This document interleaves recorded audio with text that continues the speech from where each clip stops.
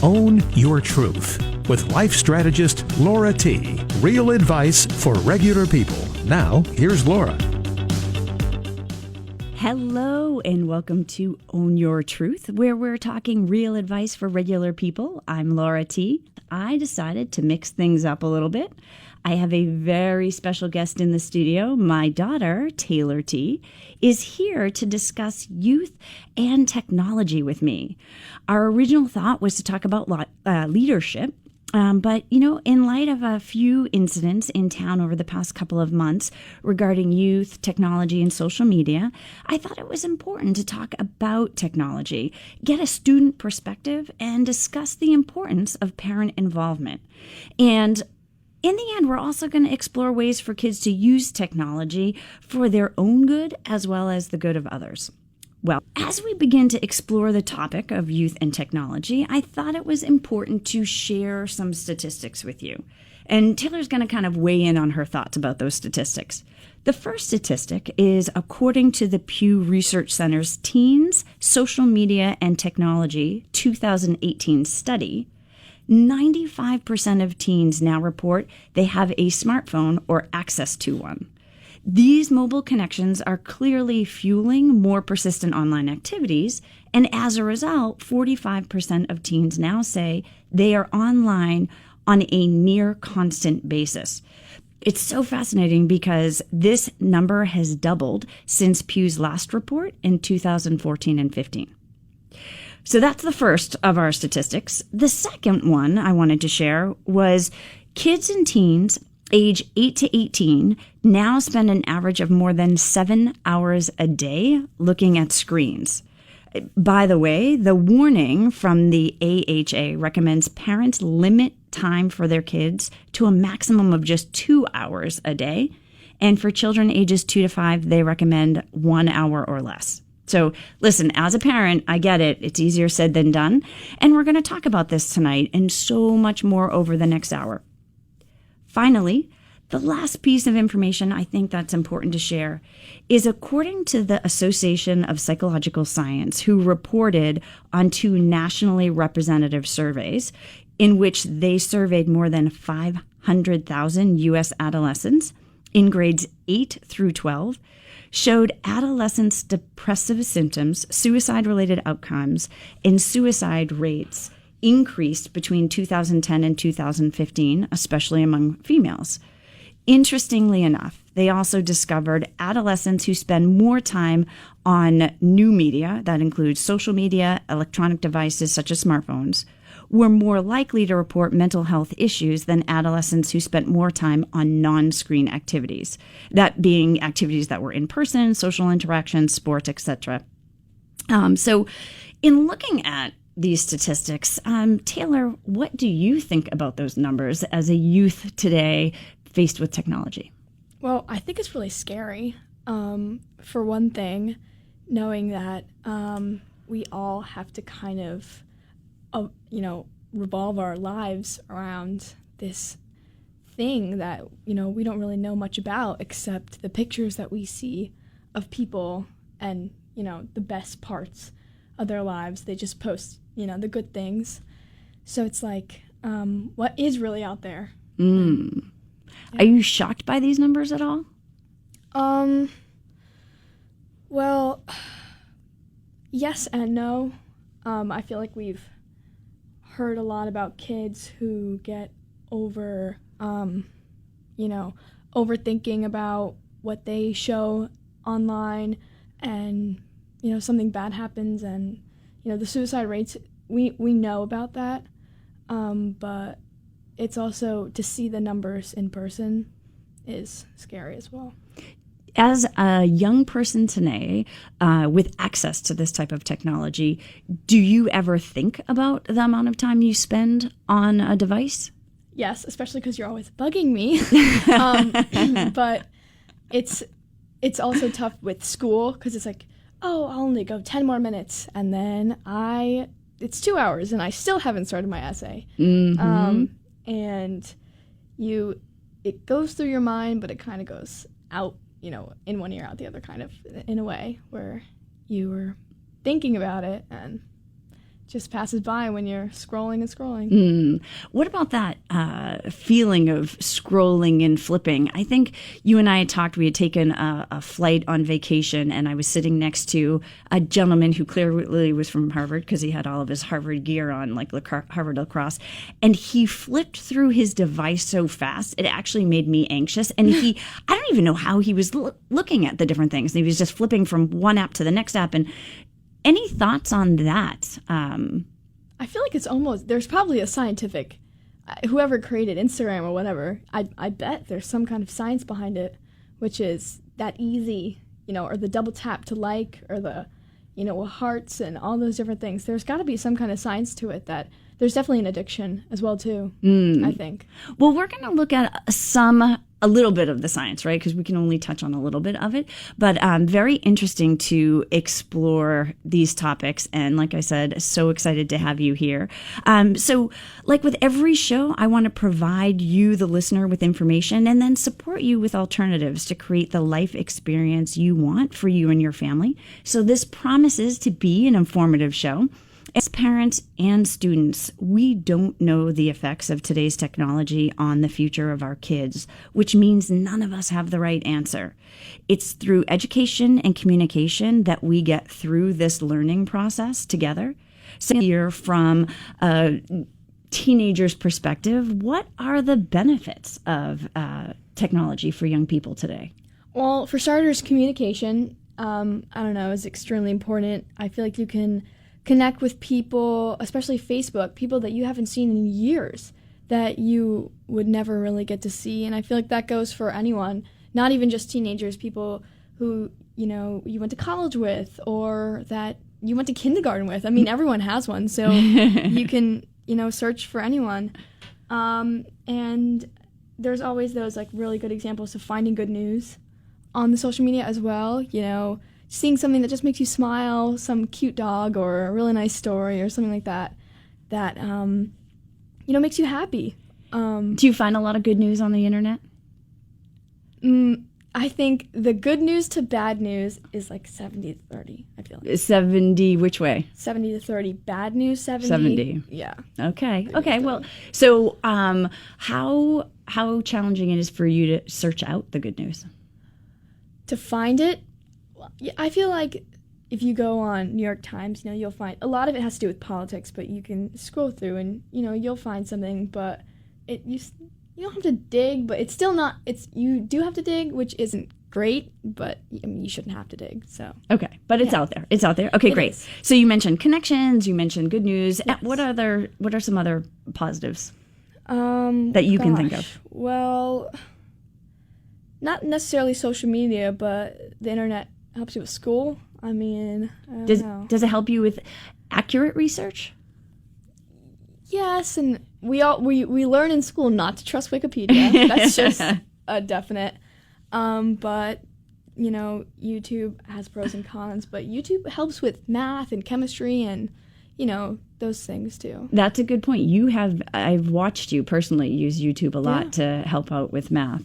So I was reading an article that claimed some of the benefits they believed included things like creativity. Do you think that the internet helps you be more creative? Well, we were talking about this before. I actually think the opposite, which is that when you're scrolling through your feed, you see everyone wearing the same things, doing the same things, and you almost become less creative because you're just following people. You want to be the same, you want to fit in, so you're going to wear the same clothes and do the same things, and I feel like it creates less creativity, and it causes people like celebrities to have more pressure to find new things for a lot of other people to copy, I guess. Ah, I don't know. Now, so I know you're a photographer. How does the internet help with creativity with your photography? Actually, yes. Going on, even Pinterest has like tons of really cool, photography ideas, and a lot of original pictures that it'll show. I feel like certain genres will have, especially music, social media will show tons of different, music and ideas. Okay. So you agree with creativity. What about inspiration and support?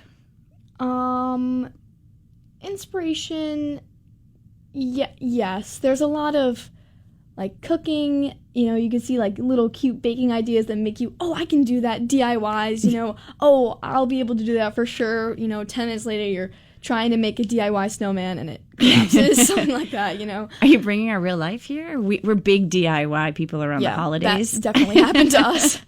And some of them go terribly wrong. Yeah. And the other part was what? Support. Inspiration and support. Support, probably not. Because you get a lot of, friends asking friends, hey, like, comment on my recent or whatever, something like that, where all your friends are posting nice stuff, but there's still the negativity out there, especially for people who are in, the eye of, the population of our whatever. The public. Yes. Yeah. And they get a lot of backlash for the smallest things. And like we talk about later on, a lot of it is people who aren't so confident, who can backlash people online and they won't really get noticed for it. It's just a way to like let out anger, and people see those things and they think about it, daily, and they try to get over it, but it's hard to be in the public eye for sure. Okay. So, and even going back to the creativity, I'm like, oh, so you agree with creativity. What the listeners didn't hear is she put her hand out, was like, eh. Yeah. So it's kind of mixed. Creativity is so-so. Is mixed. And support is not really. Yeah. Again, if the listeners could see your face, the face says not really while she's making cute sounds. Okay. What about, I found this one interesting, improved social skills. Well, I don't know. This is just the first thing that comes to mind for me. For some reason, with teenagers, we always have to have, like, a dance. Like, I don't know. The newest thing is, like, hitting the whoa. Just, like, so through social media, you can see, like, what's popular when it comes to, like, handshakes or, dances. I don't know. Something like that. Okay. So I guess that kind of improves things a bit. But when you're looking on your phone so much, it also causes you not to talk to the person next to you. And most likely, whenever you go on the train or you're waiting in line, you're going to see a person scrolling through Instagram instead of talking to the person in front of them, which I get it. You probably don't want to talk to a stranger, but you still want to look up and see, oh, maybe there's a person driving that, might hit you. I don't know, something like that. Like, look up every once in a while and see what's around you. Well, so it's interesting you bring up that, sitting on a bus and being near people. Yeah. I went to pick up my son, Taylor's brother, and 7 out of the 10 kids waiting outside the school were sitting faces down on their phones. And those are kids. I know, and they weren't talking to each other. And, just as a mom, but also as a human being, I felt so sad. I know. That the kids weren't even talking Especially or playing or chasing each other too. I know, and they do know each other. Yeah. All right, so we talked about some of the positives. What do you see are the negative impacts of technology? I brought up a few of the negatives already. Obviously there are positives with social media, which is new ideas coming through, and definitely inspiration. But one negative that we'll probably talk about is the desensitization. Big word. That's a great word. Yes, of a lot of topics, from suicide to things that I feel like kids really shouldn't be seeing at such a young age, and there's a lot of stuff that I just feel like shouldn't be available for kids who have all these accounts, and there's stuff on there that shouldn't be on there that is. And even for adults, it's some of it can just be gruesome, and there's a whole world out there that we just don't really know about. Right. Is hard for kids. And, we've talked about that idea of once you see it, it can't be unseen. Yeah. And that's the hardest thing. When youth are Googling something, Google doesn't know that it's a bunch of 12-year-olds in the back of the bus versus it's, an adult looking for something inappropriate on purpose. And so, I know that in our house, we have a lot of conversations about that idea that once it's seen, it can't be unseen. To the point that we've even at one point in time set aside time that if you wanted to Google anything that could come up with something inappropriate, we would Google it together, and there would be no judgment, and there would be nothing said about it. Now, I will say before she jumps in, she did not take advantage of this opportunity. I feel like it's also like, ask mom. You don't need to Google. Like, no. I could just ask you or dad or whatever about certain things. I feel like we've got that all figured out. But at the time when I was 12, I didn't know a lot. So. Well, and that's, having you here and having you say that was the biggest gift to me, that you feel like, what, I don't have to go to a stranger or look online. I can really just, ask my mom or my dad. That's a huge gift to me. Definitely. So thank you. Any other negative impacts you see of technology on kids? I think also the pressure to be good enough is another thing too, that can also relate to a lot of mental illness, which is just you see all of these pictures of these beautiful people and you just want to look like them. I hear so many people every day, oh, I wish I could be her. I'd give anything to look like her.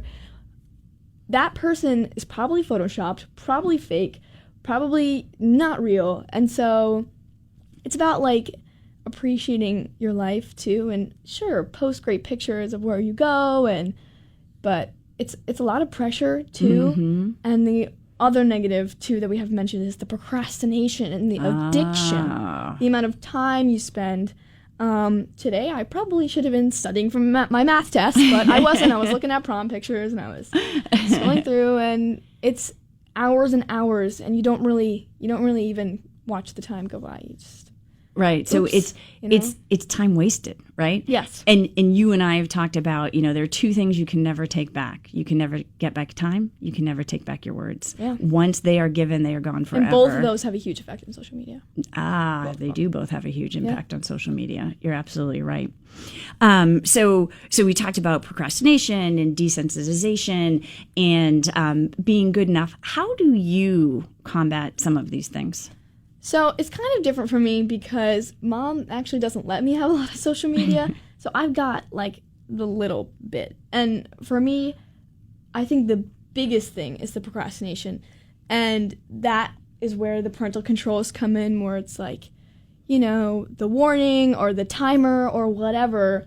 Or even, I'm not very good at this, but I've been using this block site thing, which basically blocks sites. You can edit your list or whatever, but when I'm doing too much gaming or I'm on YouTube or whatever and I need to study and I'm going back and forth, I just block the site, done, cut it off, just forget about it. So explaining to our listeners, you actually block your own website. Yes. So I don't have to do it. It's actually something that you implement yourself. It's so bad. It's really hard. It's really bad. And there was a point in time, this was 6th grade, where I had been first introduced to YouTube and, all this kind of stuff. We got our own computer, and I had actually C's and B's and kind of, at least for my standards, bad grades because I was focusing so much on the screen and I wasn't studying. And that was a big issue. And at that point in time, she came to me and said, Mom, I actually need you to block these for me, which that self-awareness, I know that a lot of kids don't have that. It's something that really is special for you. But again, I think too, the prompting, I'm constantly going in and we're looking at time. How much time have you spent? Okay. What else do you have to do? Right. So I'm not always telling you to shut it down, although sometimes I do. Yeah. I am often checking, and I act as your pattern interrupt, right? Yes. I want to see, okay, do you consciously know how much time you're spending on this? How much time have you spent? How much time are you going to spend? Right. What else do you have to do? Are sort of my key questions, right? Right. Okay, fantastic. Well, we are on to our musical artist of the week, and then we're going to come back and talk more about youth and technology. So I can't wait to share this really great artist with you. He is one of my favorite new artists, although he is far from new to the music scene. He's new to my regular playlist. Brian Jarvis is a Connecticut-based singer-songwriter who exemplifies a man living his dream and making it happen. I had the chance to hear Brian sing a couple of years ago, and his sound totally caught my attention. And then my husband and I saw him again a couple of weeks ago, and we were blown away by his new music and the song I'm about to play for you.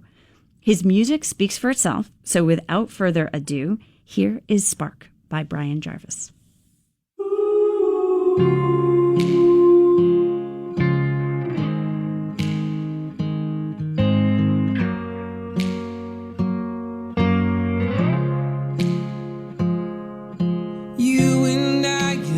Sometimes talk about how we live our lives, settle down now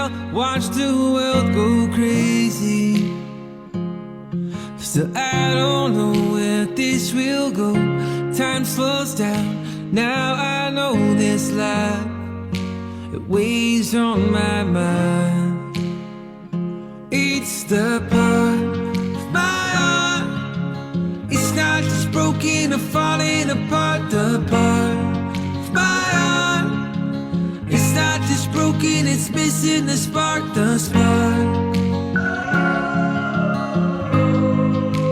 It's just missing the spark.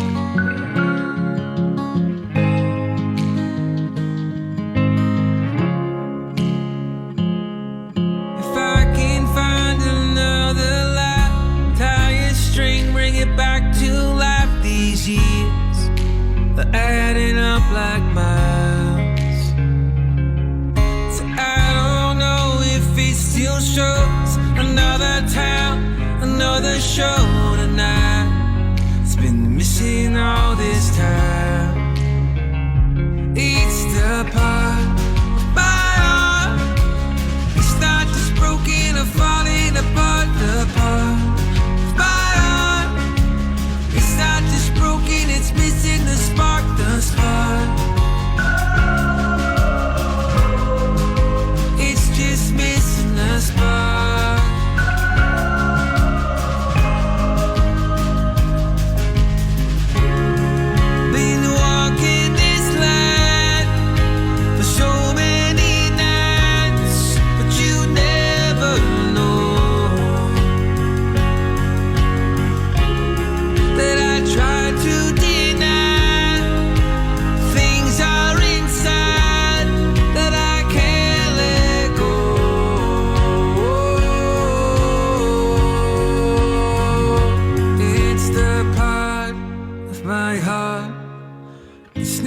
Broken or falling apart, the part of my heart. It's not just broken, it's missing the spark, the spark.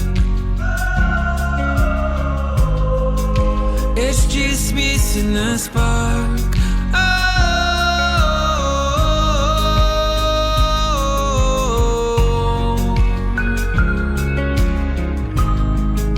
It's just missing the spark.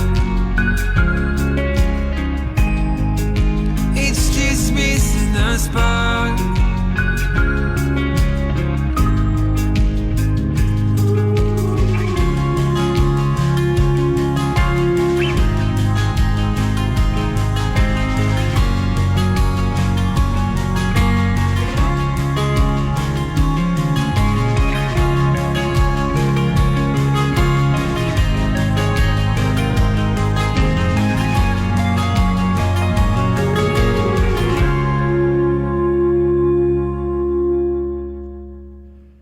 Oh, I love Brian's sound. Let's talk about parental controls. I'm going to share some information I found. Internet Matters put out a report last year as part of their Safer Internet Day that showed 65% of young people aged 11 to 16 are in favor of parental controls, especially those put in place to stop them from viewing inappropriate adult content. Ironically, only 39% of parents set controls across their broadband or mobile network. 35% of parents set controls on devices their children use at home, and only 45% apply privacy settings to their child's social media. So, Taylor, what do you think about let's start off with parental controls. What do you think about parental controls? Well, parental controls. Where do I begin? Okay, so parental controls obviously are very relevant to me. Mom uses them all the time. They're good and bad. I like them because although they're very annoying and they actually help a lot. And when it comes to the shutdown time, the new iPhone has this ability where you can not only time how much the kid has on the phone, but you can shut them down from 11 o'clock at night or whatever, and basically all the apps close, and it's genius on their part, but so it's good. It's good because And I don't know how many parents are using it. I would assume, probably a lot. I just gave statistics. Not About that many. the Apple? Really? So that went across, and again, that was recent. It went across broadband in general. So Yeah. it didn't go, specific. Because this new provider. Apple, it's pretty new, and it's pretty mainstream, but also when the parents are given the choice to, put it on, the kid's going to start yelling, and it's like, no, why'd you do this, Mom? Like, come on. And then the mom's like, oh, shoot, this is just going to cause more problems. I'll just take it off. I don't know. So what do you think about parents enforcing that? Now, I'm tougher Yes. than you overcome me. than most parents. But what do you think about parents giving in on stuff like this? Honestly, I feel like it's hard, and I know that, especially me being so pushy. It's a lot, but it's really important that you make it clear to your kids that there's other things in life. And I'm just looking at a lot of the kids in my school who have so much potential, and there are other factors to this, but who aren't really getting good grades, who can get good grades. They're not trying, they're whatever, and not all of that has an effect of social media, but parents too should really be there and force that down. Not crazy force strict, where it's difficult to, but the idea that the enforcement is there and that it's also very relevant, every day. Consistent, that's the word. Consistent. I knew what you were alluding Consistent, to. that is the word.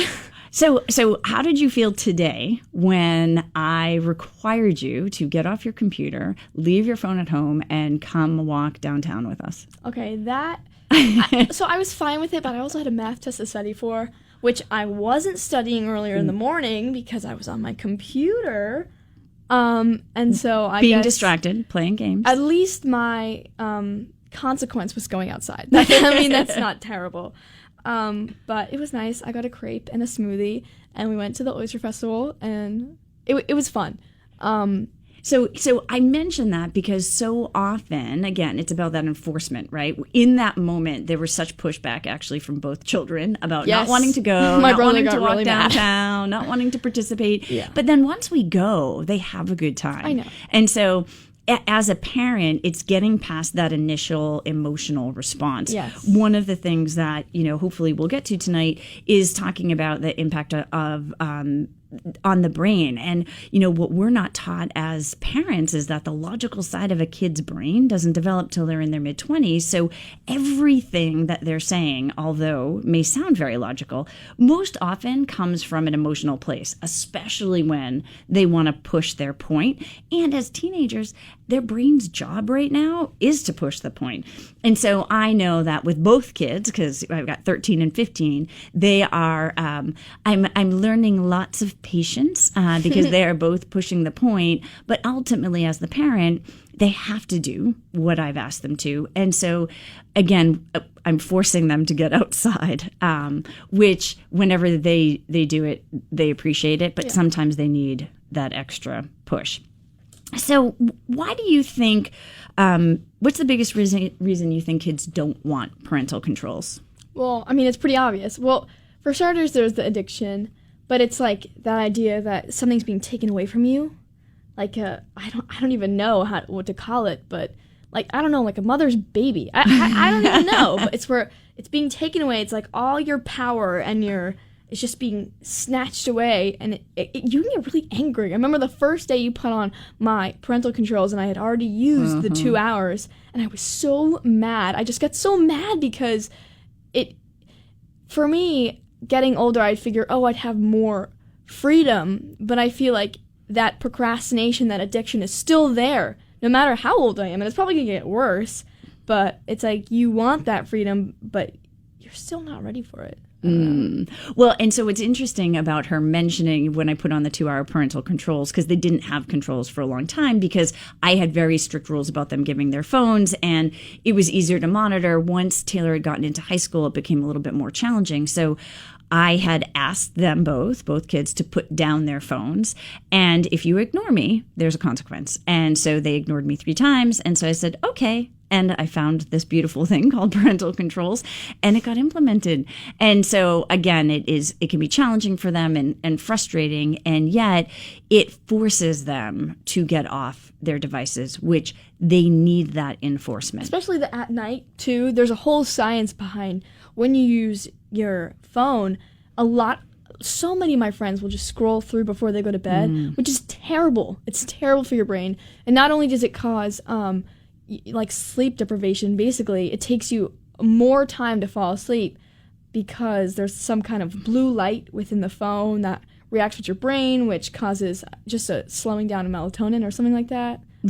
On this subject, you know more than me. So, I might be on the right track, but but you noticed that you were having trouble sleeping, as well. Yeah. And so one of the things that we look to do is sort of close things down at least a half hour, because this is even homework. When she's on the computer and doing homework, her brain keeps going long after she's lying down. Yeah. So our goal is to get everything to shut down like 45 minutes before. That includes shower time. But also to have, we have this kind of rule where it's you plug your phone in the kitchen, which I haven't been so good about recently, but it's everyone puts their phone in the kitchen at night, and we have like a central charging station, and all the phones are pretty far away from us when we go to bed.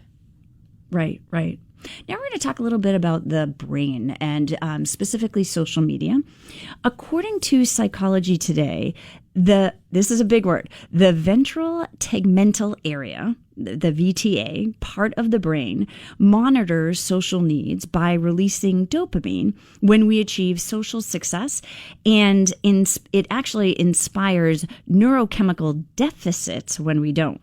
So this is interesting because the VTA doesn't think before it reads signals and responds to it. So it can't distinguish between actual threats. Remember that sort of fight or flight that we're born with that used to save us from being eaten by animals or being hunted by other people. And today, we don't have those types of things. So knowing that it doesn't distinguish actual threats from perceived threats, and social media offers excessive amounts of perceived threats, this is when there becomes an issue, right? So while all of this is happening in our brain, simultaneously, those people who would be typically less confrontational or even cowardice are much more brave on social media because there isn't that direct impact or connection with a person. So they'll say and do things they would never say in a face-to-face encounter. So this only begins to touch on the impact of social media and the brain. And I won't be able to get too much into that because I really want to ask Taylor questions about how she sees this impacting today's youth, especially this idea of social media and kids' access to it. What do you think, Taylor? Well, yeah, it's that idea that no one actually knows who you are, right? So you can make an account anonymous 123, something like that, and you can go and just say whatever you want, and no one will ever know who you are. And it's also really scary. The things that you say, you figure, it's just my comment out of 1,000 or 10,000 on Kylie Jenner or whoever. I'm just giving an example. It's like, whatever you say, I'm sure those people scroll through and you might not see all of them, but it's that cowardice too. The idea that like you're not only making yourself more hostile, but you're putting things out there that just isn't good for the world. Your energy too. Yeah, absolutely, a negative energy. So what do you think, especially for kids, has people say, I know we talked a little bit about the brain, but what do you think has kids say things online that they wouldn't normally say? Like, think about in school. If it's not an anonymous account, but it's actually people that you know, what do you think sparks that?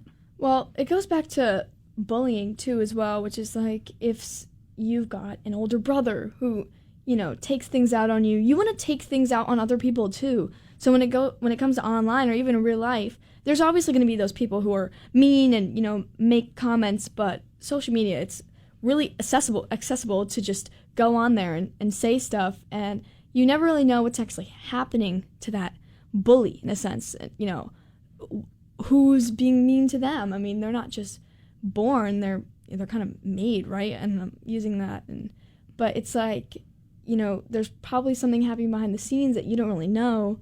So it's that, bad energy altogether that just affects people. So you're saying that the bully probably has stuff going on in their life. Probably. Because I know that oftentimes we talk about the victim of bullying and them having things going on in their life that we may not know. Whether I saw a story where a kid's kid's aunt had gotten cancer, so he shaved his head, and some of the other kids made fun of him at school, and the principal had come in and let the kid shave his head so that he could show all the other students that we don't know what's going on in someone's life. Really cool. So what's interesting is you're actually talking about something that I think often isn't considered, is what's going on in the bully's life and where is that stemming from. Yeah. And so what do you think about how easy it is to judge online versus what you would say to someone in person? I feel like the whole definition of Instagram and Facebook is judging a book by its cover. And you have your cover, which is your profile picture, and then all your pages, which is just the best of the best, your great photos with the filters and the Photoshop. And it's really easy to judge, especially if, she has a bad outfit on there, or she doesn't look as good as the girl next to her, or, who's that guy, or, just those things that all you see is the picture. You don't see who's taking it, who they're with, what they're doing. You just see the location and, just that little frame. But you really have no idea what they're doing. And you just see a picture, you see a frame of. And you create your own story, right? So I know that when I'm working with clients, I know that a big issue with social media is comparison and people comparing what they have. Yes, and definitely. When we think about the Facebook feed, it's so important to remember that this is the life's highlight reel, right? This is your trailer for your life. Yeah. And so I know one of the suggestions that I make is that when you're looking at other people's social media feeds, take a minute and stop and go through your own feed or go through the pictures on your own phone, because when you start to look at your own life in those beautiful snapshots, you get to take a look and go, hey, like my life's pretty great too. Definitely. It's pretty awesome. And so that's one of the things that I suggest. What do you suggest to young people as a way to overcome some of the stuff that's happening in social media? Well, it's difficult because you get so locked in, and you just see all these people with these groups. I have no friends, right? That's the first thing that you think of. No one likes me. I'm ugly. I'm not pretty enough. I don't get to go to parties. I'm not invited to stuff. Everyone hates me. These global ideas that it's really hard, and so you just have to remember. And this happens to all of us, right? I just look around, just even look at my texts. Like, this is a friend that I know I can. She's the best, or, I have friends. You just have to remind yourself. And even just looking around, looking at your family. Family's so important. Everyone seems to skip over that. But it's like all the family trips, and even if you don't get to do all these things, those people are going to be there for the rest of your life. And, they're the closest people that you have. So don't forget about them. Your pets, I don't know, Yeah. There are things. Pets are everywhere. great. Yes, it's such beautiful, unconditional love. There are things everywhere that you can, see and be grateful for. And so how do you, so you said grateful.